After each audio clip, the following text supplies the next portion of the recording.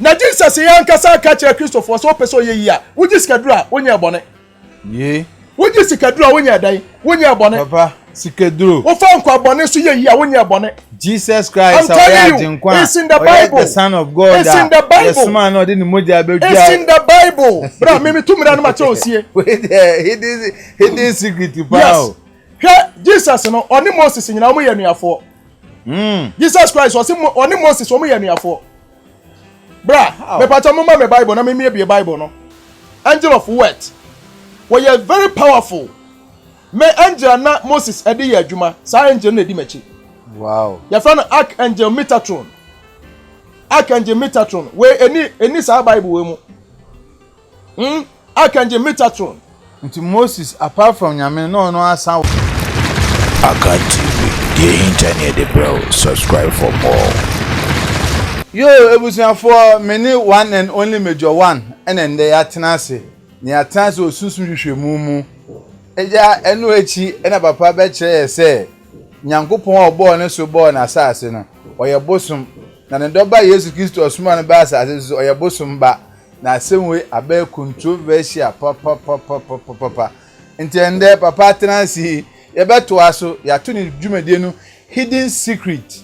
There are some secrets bi on ma me no mienu ye nim papa nim eno nti ordenedi enti to so mi hwemu ahwefo afo de monya ade panti mo no mo na ma frɛ papa na mo da na se amaye so die edo esuko ewo sunsum ne yeti sunsum semase me kwa na minim sa asem na asem we buy abe bomb enu nti na so yesa be wuremu biem papa ya san trans Yankopon de na so ache ya da oba de ase ya san so da akanti ya hefo so ase aya mo na mama ye sabe da bia me ka asem bi say me di sofo me sofo enipa na ma me ye sofo the sent was off be ana celebrity ana so obi o leader bia pampa no ho pagya no ho ehuriti etena won na support nso a na me nim ba bi ofiri ba he say wo be di president enam nipa nsa so wo be yi enam nipa nsa so enti de o hwe wo no ono mom na ese o ye dai wo da fo ma no mo ono mom nya pani na wo ye ketwa wa tere me che ona se ewi ase Bible say ahobrase na pagya nipa ti so obra ho ase a wo be du ba bi enti ahobrase ehia enti wo a wo hwe me no mesraw ye wo ye bia no hia hobrase e brafom no oba de empagya wo if it's a Bible say the o man ho so na Awurade bre na se na de o bre ne ho ase no oba de man so nti we ne mafutu akra bia me de ma wo me da wase yes you da se pa na no bomb ya otu e because I ba no bomb no kwa no minim enes ye hofro ho ana ye hidden secret bi man yo Mr. Bento me de da bia on se me di kan maka asem wo ya kire o se me nsam ameka no akwada entimi ntie me kasa akwada obi anadwe mu omre untimi ntie watere me kire no because me wa asem bia da bia meka say if you want to be wise join the spirits so oni ahonhom nante a unim dia na buru nipa de so because Solomon controlled 72 elements and also spirits. Till Solomon became so wise. Woye bibini onu ankasa kan ewo Songs of Solomon chapter 1 verse 5. Wasemu hwese me ye nipa tuntum mibiri enso me ho ye fe. Solomon no akan kire mu so wo ye nipa tuntum ti da bia na me ka se me say ye ka the land of Africa a virgin land. Na asase we so no Nyankopon di ka ti a first. Wonti a continent bi aso da. Wow. Anya Ghana asase, Africa asase. That is Ethiopia. Ethiopia na the first continent. Yes, of course. Ethiopia na the first nation Onyankopon step of foot e so. Enti ana yakase ewiase nchechire ya started from Egypt. Ewiase ya bechechire wiase behunu nyansa Egypt. Civilization started from Egypt. From Egypt. That is Africa. Tinipa kase bi osi so bi opeso ya kase bi ya betete no Africa. So Moses raised from Africa. Way akwa nya ska bebrebe. Joseph, he raised from Africa. Jesus Christ raised from Africa. Akasefo ni nyina ye resume from Africa. Yemisa say hidden mystery ben ya na say secret ben na ho ntia. Yamfo bi anko Pakistan.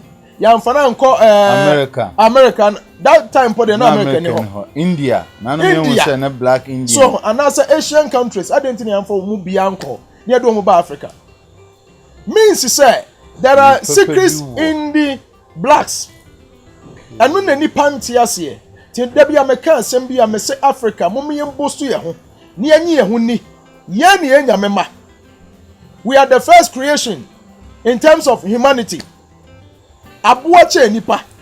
Abuwa wache nipa. Enipa is the last creation. And you see a black and white. Black is supreme, and white. Because from Genesis chapter 1 down to Genesis chapter 25 verse 24. And one man abroni by. And generations after generations. And to the answer Genesis chapter 1. Ede ba besi chapter 2. One generation.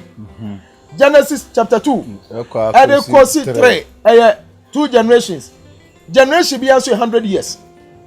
So generation be 100 years. And chapter 1 up to chapter 25. And to say 25 generations. So 25 generations are 100 times 25 I say 2,500 years. And sana broni be dey.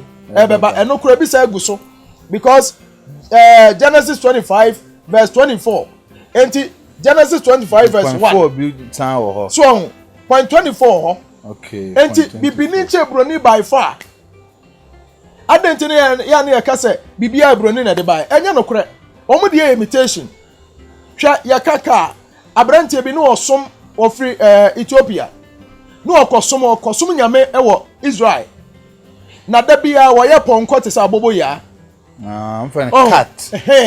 Saka ni bi. Ponko di animu. Na nipa no cheno. Sa na nipa no yede. Oye. Na se kwa mko esem ko hu bi o. Mo. Oh, enti sa ne ma we nyina ye bibini na yede. Ede ba ya nsa na broni ba besu enti di abrofo de ba ye nyina ye imitation. Na why supremacy ni nyina started from adwenem. Enti me catch us say onipa bi obesa na mamre. No ansa na kasa bia sa nipa no odane aboa. Wow.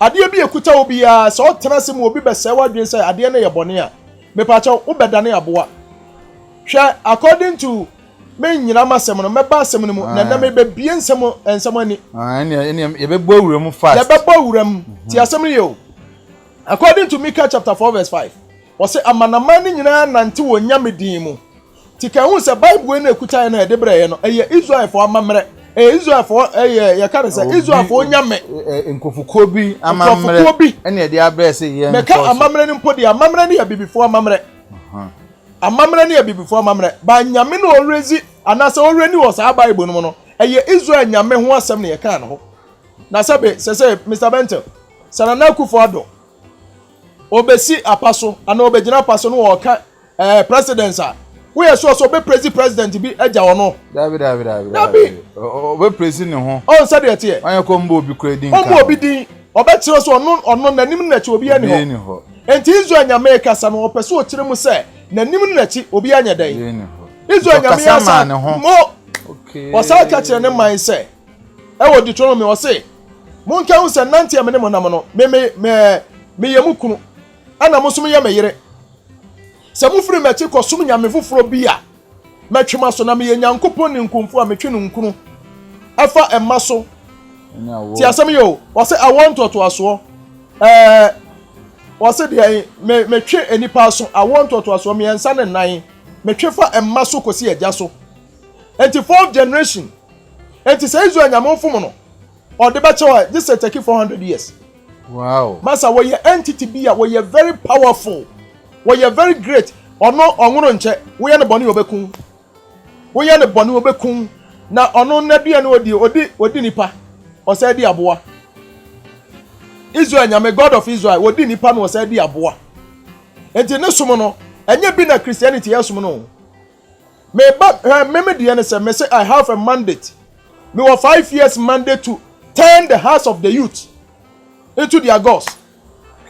Ti asemi yo me 5 years mandate afi na me be start mandate no ye nya bie lockdown no tum ne yese asore peja e ho na me nso me mandate ne dey e start here enti enu 5 years na dom ni nyina ye den obi opeso hu ne nyansa bia na odi bachi because your 2020 me ana meboa ti me so ma kana social media so aka na ba bia say Ghana and na so by the year 5 years and say 2025 enyansafo bedoso eskafo bedoso ne titiri youth no because me the youth president last time me ba me catch us me enye me ho na me ba ye na mo nyame bi na so ma me na wiase we wo destiny e won sem obi akuta destiny se wo hunu o destiny path no a wo be nante obe won twetwede enkosi aga enti Bishop Benson Idahosa Benin City Nigeria what your message be say turn to your field Mr. Benton here obi a guardian angel o guardian angel no ade no oye me guardian angel na wodi machi no oboa social media we are media adwuma woboa wo we are angel of wisdom angel of word we are very powerful me angel na Moses ade ya adwuma sa angel na edi machi wow your friend Archangel Metatron we any sa Bible we mu Archangel Metatron nti Moses apart from nyame no asan one angel enu na ya na nipa nti ase ya ka se nyame a Mika 4:5 said na me karama anwie ho wo se amanaman ni nyina nante wo mu nyame din mu na yen Israelfo de be nante Awurade ye Nyankopon din mu yen ye be nante yen ye Nyankopon tika hu so man bia woni nyame enti o man ya obefiri wo nyame achi akosomo nyame ofuro bi no obre Mr. Benti at Ghana who is the Ghana's president Nana Akufo-Addo enti say see I we Ghana ni na wunya asem wo ba bia president ben na so odwutwaje wo o president Akufo-Addo adenti na at Ghana na onya asem wo Donald Trump emeje wo name Akufo-Addo na so frɛ no ko umfiri ne man mo sara no man we nso wo na nyame wunya asem wo wunya asem wo nyame na so nyame na wa na so twitwaje wo okay the ama Christopher ye won twetwede no bra me ka cho say Ghana fo ansa kra adwen a ewuo empa o man we mu da yare empa o man we mu da accident empa o man we mu da ohia ne ho kire empa o man we mu da awaregya ne awarego empa o man we mu da youth no be kire ensa akwesi ebehunu enyame ye kire kwane aba be di kire yes ne wo all the natural resources nyina yes the omu nyina ne say o man pani na net ya Nana Akufo-Addo so onye papa enti obakọ akosom American president Ote Ghana na asum American president. Me pa cho say America for chade a wo ye niu. Abada na yetimi ache wade ni bi. Enche obi. Ti so ya Ghana ni a Ghana mra so na eso ya dai. Udi. Enti na Akufo-Addo eye lockdown me pa cho obi anhye dem. Obi ahye. O ka so obi lockdown to obi yetimi ko obi anko ba bia. Ni je papa. Sa na te enti anyame na wo ha no e na bo resources no ho ban. So si anyame ne ye bonsam mo ye mo nya papa de a. Anyame na wo Ghana ha no omuna natural resources oba de edu omusi ano enti ye wo angel bi a on na hwe gold so angel bi o hwe diamond so angel o hwe petrol so angel o hwe we so ti sa oso omunya papa de omo so be prevent o se ya ma woni bi nti na de na ye de asa ho na be fa sa na te see enti o hwe omo ka asem bi wo Bible mu wo Lamentation chapter 5 verse 1 to 7 wo se Awurade ka ye ne na hunu hawa abayen so ya japade adane ananafo dia oduru sabi wo se ye na janu wa ye bone enso oni ho ye ne yeso wona mumuye sa asem wei odifo Ezekiel be ka kire yen se sa ansem nkwase asem ye nya aka anya adwuma biewu so Ezekiel chapter 18 verse 1 down to 22 maybe on papa de bitwema omo kan ne Bible no bisu be kan say omo kan ne Bible mu Bible na se bi mbia so ye yes Lamentation ye odifo Jeremiah ne nsam na wo ho ana odifo Ezekiel enso be kanta ye e Ezekiel chapter 18 verse 1 going en wo say enabri bedru a abofra nso na ja amumuye ana aja nso ne ba amumuye na mu okro ye bone no ono ara be dai obewuo na entisasi as okoka se wagya na maye bone omu ni ho wummom na omu asodie na beda so a Ezekiel se menka nto se sa asem no enya adwuma bio na je se Bible no contradiction kra wo mo menua me se me afre na me no wa sha ase Bible na eda ho no eda ho ma won na onim nyansa ana omu ni pa bia o ya ka nyansa anya obi akotan university na nim nyansa me se nyansa na ya adoma kyede so person ohunu nyansa oni ahohom ne nya baako say na tomi ahohom no mom ana enim nyansa omo na buo nipa what am I trying to say enti ye say ahwe o ya tegana ha president for time ni ye buidam na omo ye no omo yi kwa ne bia obo se omo nkọ no na abuo bia bebu agum omo nkọ na da na abu agum okay once upon a time abrofo yi the machine esi ho machine ko yi tumi bi na tumi no eba WhatsApp so bebre ekoye bibi te se why te se aboa na nim te se nipa nim ene wonwi bebre na oteam wo te se oriata menim se bia wo hwe sa de no ehun ba de fa ne tra ye misasa abrofo no nya sa tumi no omo de ne hye ensuo mu ana so omo to ne twene ana omo de ne koi abrofo no mu ade nde hyadiem ekura ne kama na pa omo de koi omo be fa tumi ni firi ana omo de koi wow omo kwa kosom abisa ne se maami ana papa ade adwuma na wutimi ye no anya adaje acheche omo mu se metimi yese no ma pa bia ma na tena ne akura ne kama no omo osom no no oboa won so nene nete ya so wanya papa oya bonsam. This is hidden secret. Oh so dey tie wanya papa oya bonsam bisa kwase bro ne said de ne wo mu anti sa spirit onya no wan kunu ana so anto na ntwene dem o rapo ne kama de fa elupre de ko ne krom go to Colorado America abrofo ne betu bosom firi ha no ma kwa kosom bosom no wo mu kom te said ye nana no kom e wo hai obi ote America bi yanim mo amu America mo hwɛ me amu Colorado mon kai me anasa mon kan che me said America meboa some part of Europe omu de ye nananom etumi na ye adwuma what am I say ye nananom omu ye adwuma eno ma twira krata bia beka cho say ye nananom ya abosom omu nye okọ omu nche ombekun enti nko omu nchen abusue god no ajapade no oba ade dodom ye no sa tumi omu na hweso enti so omu nya de a omu beka cho say so omu nya sabe ye chirofin a ofinsu a ye wimu nam ye chikoko a ye ndi ne mba mo asem ni nyina ni enti so omu nya papa de a omu ate ase ajapade wonya bi ti ade ya e wo Ghana ha ne say sa China ni betu garamse wo ha say ya yeso wo small scale mining sa Ghana ni kokotu bi yeso wo garamse ye nche ntum woni me nyansa ade a wo meme na na asa so amituo ye nkonkra de enye enye enti ade bi ekuta bi anye eye yanya menu a wo Ghana ha say ye bu o manimtia no omo so na eye sa omo na eye sa omo miye hu nto ye nda si ehunu nyansa ampampa wo mo ni asum omo sade oba ade de hye oman ne nsa abusuya meka cho so oman we nko yie da. These are the hidden mysteries.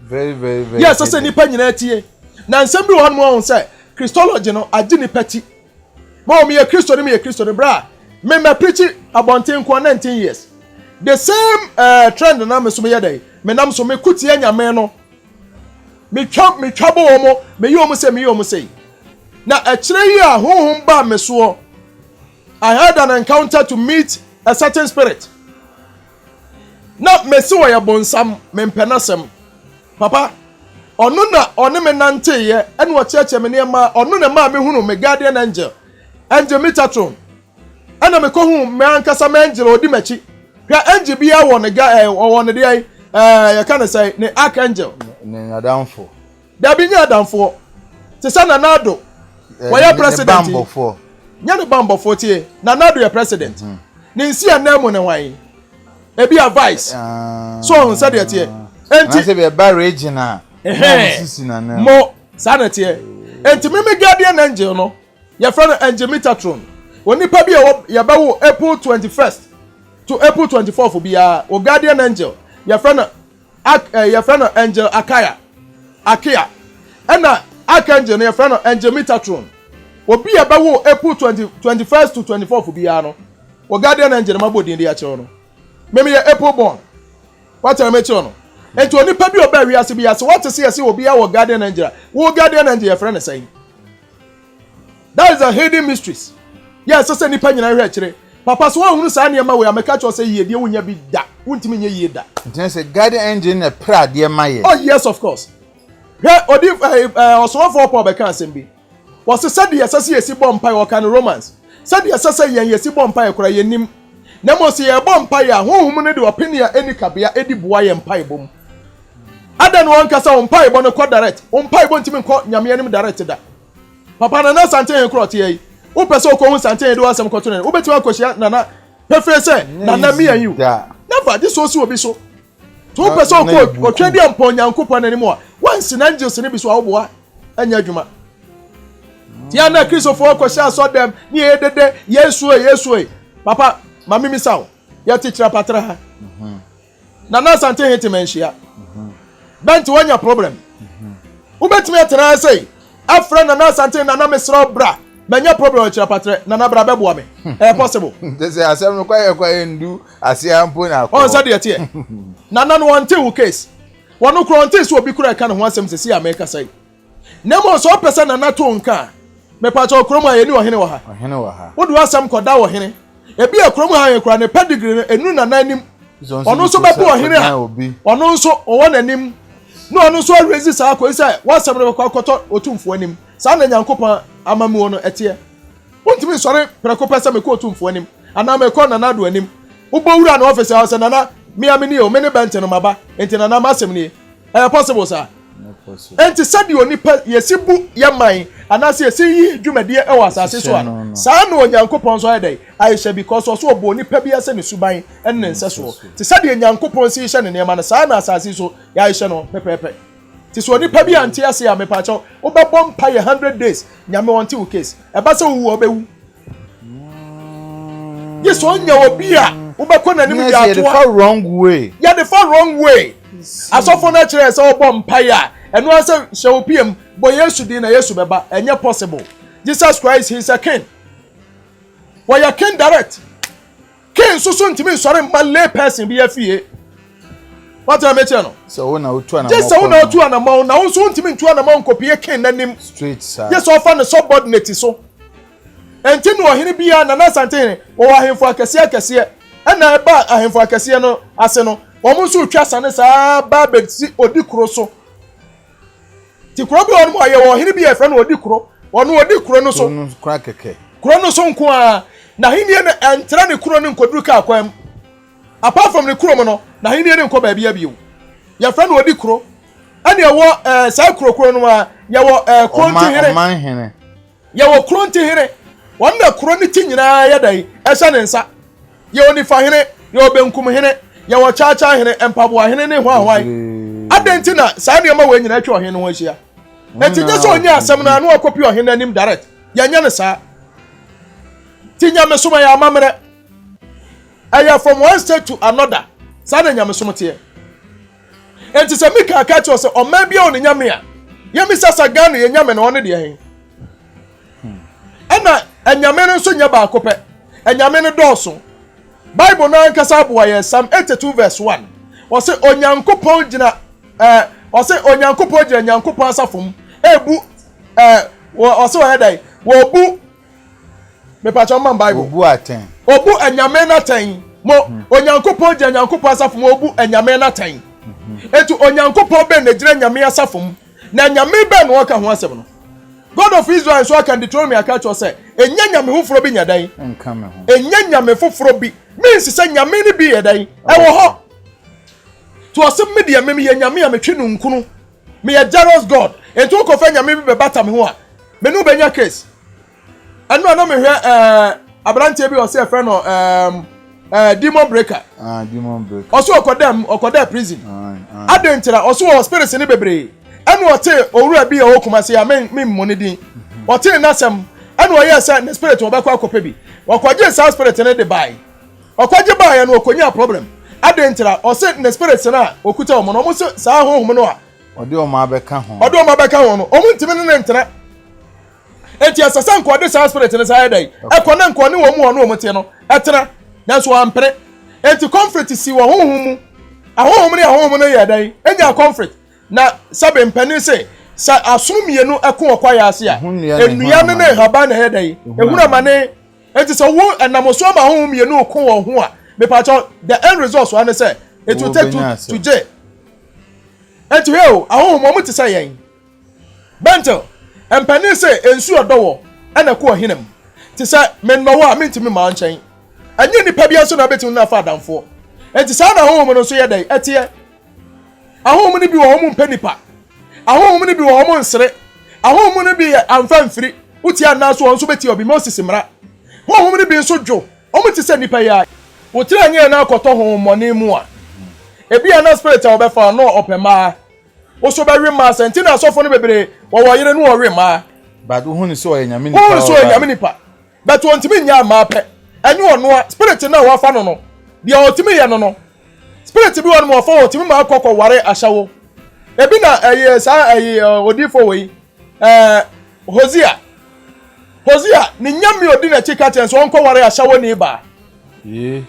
odifo Hosea ya otwe Hosea chapter 1 ede koyi na yiro ware no ya ahyawo ni spirit anu oyusu no no entina meka cho se me obi beka chem se nyame afre me a mebi sase nyame na mu de na frɛ wo enye papa se even se sofu bi wo ho na sofu na braba obo no enya spirit betina ma na nyame dwuma ora banana nsu ban de enye oh yes of course honhom bia ye honhom bia so timi ye bibi at any given time okay next no dwuma de obedi na ora yes of course obetime du dwuma nyina bet asore ma na obehya ase enso awe wo mo say yare ba obetumi asa obesa yare enso sabe e ma pede unyai obewe wo mo me ye say abasa sweet no through nchen never o through nchen akwan odo wonti no wapɛ wo na say yakasa honhom bia fo obi a e ya ware sabe Mr. Bentel wo yire wako ware wo yire obama yire atara ne ma me fie this ordinary ba ofie and the spirit bia obe take encounter bia no this ordinary ba ofie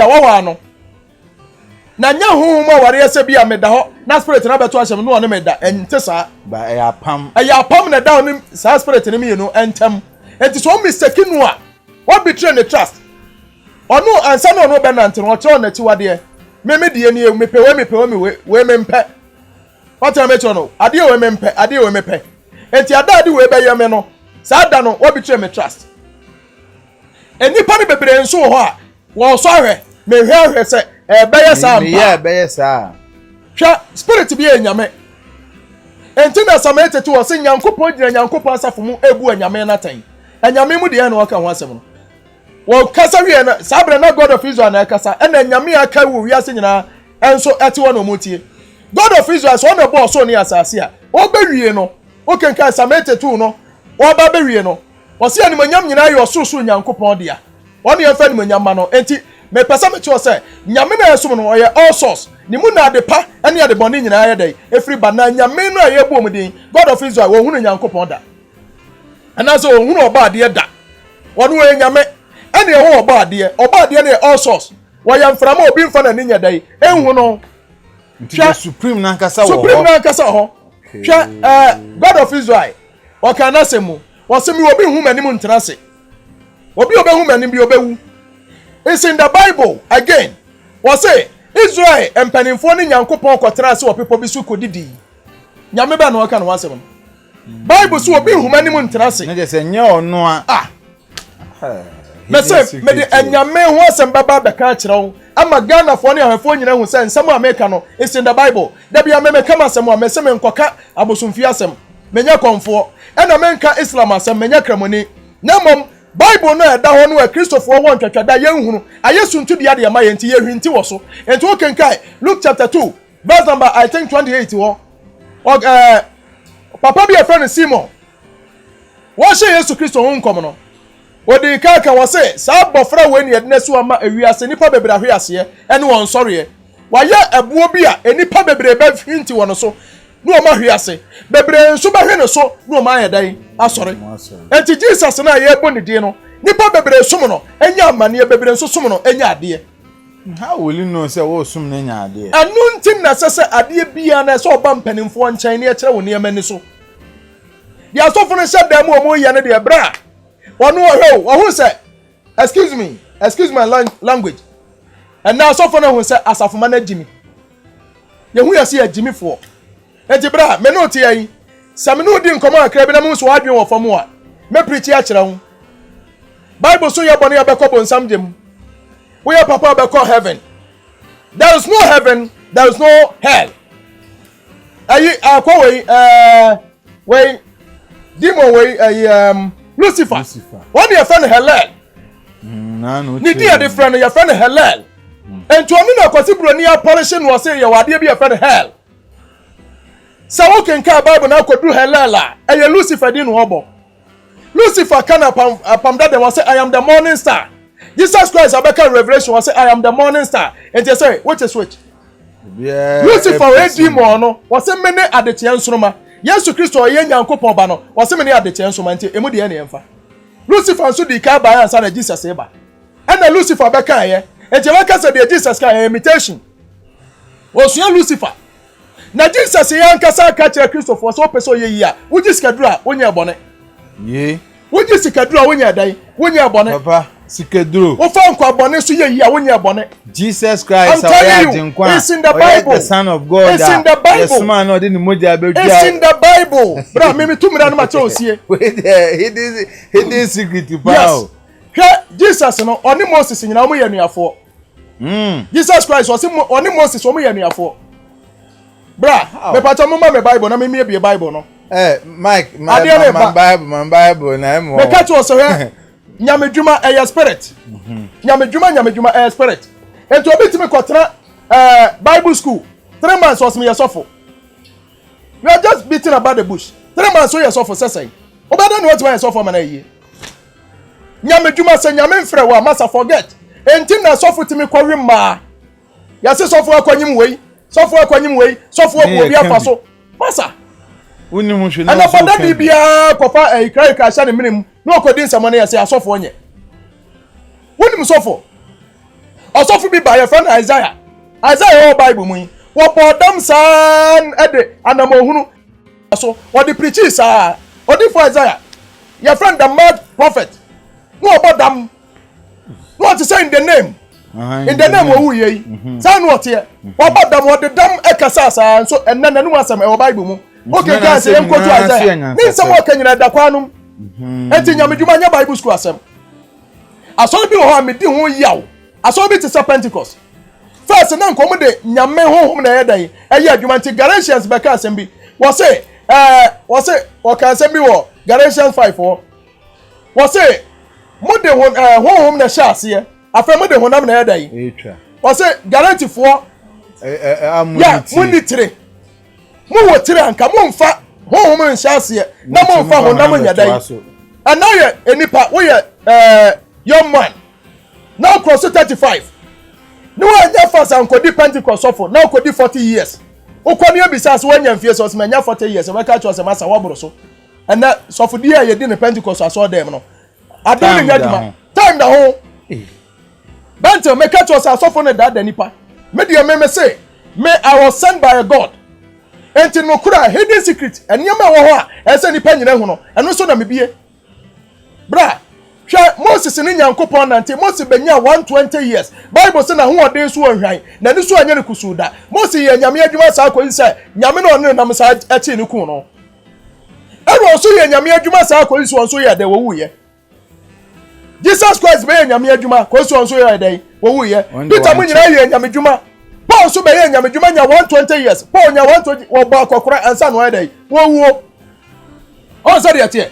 But na Pentecost suffer, Assemblies of God suffer, Methodist suffer, Roman suffer. Wo mu nyina edi suffer your pension was suffer dem. What do you mean? Suffer dey pension wo. So ade aya, yes say asafoma. Munsua nyansa, muntie me. Muntie me se me. Hwa akwada wo so ma ne ma bafan akro man ma me de bento ampane to da enti asofo mpanimfo se bejimi mu me ma mu hunyansa what am I catch on enkotu yaska mu ni omu ye people omu ye enti omu masa we are talking from our heart ya dia kuma meme kasa free makumem because I was sent by somebody at the end of my final journey me kwa kobu akonta enti do mandate no de ma me enu na sasa me de adwuma hwa Pentecost of bit me this offer. Yes, when you 60 years, when you 70 years, or pension. Wabre, one in Yankopon until Wabre won't mean your money bill. When we are no actual letter, comma a buying.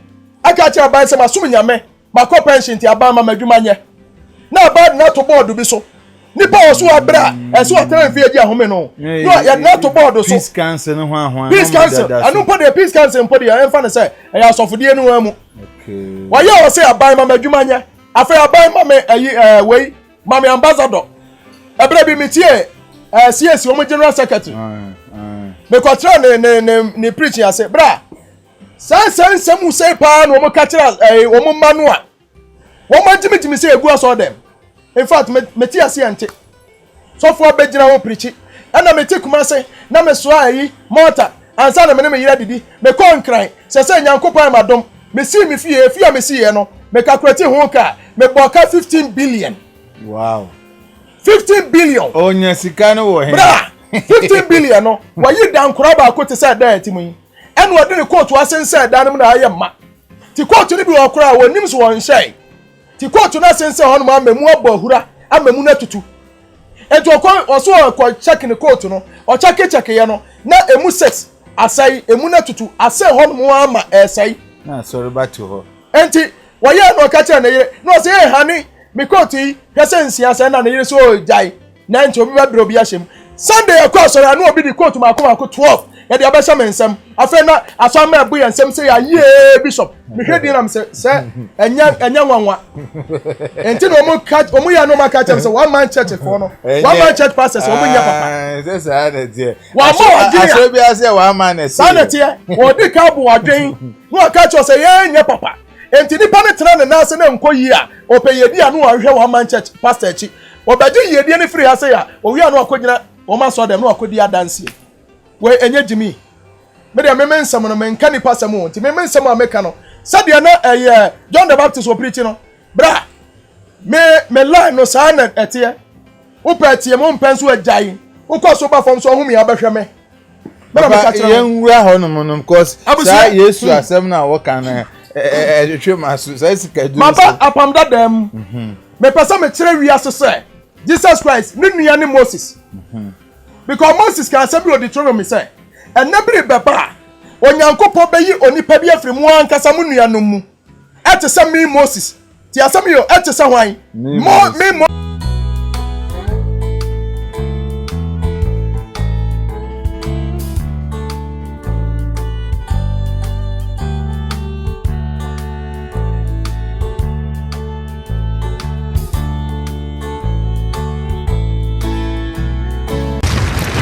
Akan TV, the internet, bro. Subscribe for more.